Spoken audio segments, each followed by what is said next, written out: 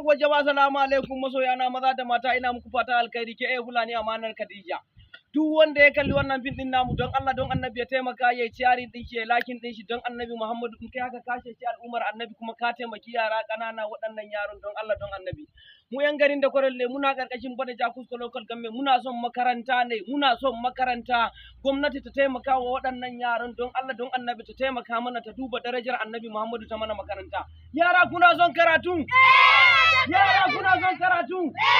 Don Allah don Annabi kun ji abin da yara ma suke cewa suna son karatu don Allah don Annabi gwamnati ki taimaka ki duba mai malabuni don girman la ilaha illallah don darajar na Fatimatu Zarawa taimaka a duba mana wannan al'amari don Allah don Annabi. Bisalam jama'a muna muku fatan alkhairi duk wanda ya ci yarin din wannan filin ubangiji Allah ya baci gidan aljanna da sakamako mai amfani dan darajar la ilaha illallah Allah ya baci gidan aljanna Allah ya baci gidan aljanna bisalam. Assalamu alaikum. Mu ɗan da kwaral ne, kuma ba mu da makaranta. Gwamnati dan Allah dan Annabi. Mu ci albarkacin Annabi Muhammad sallallahu alaihi wasallam. Yara suna son karatu kuma ba mu da abin da zamu yi. Da Allah a mana shi yarin da Allah ya je wajen gwamnati. Mai mala da Allah ya taimaka mana. Alhamdulillah shi mai mala taimaka.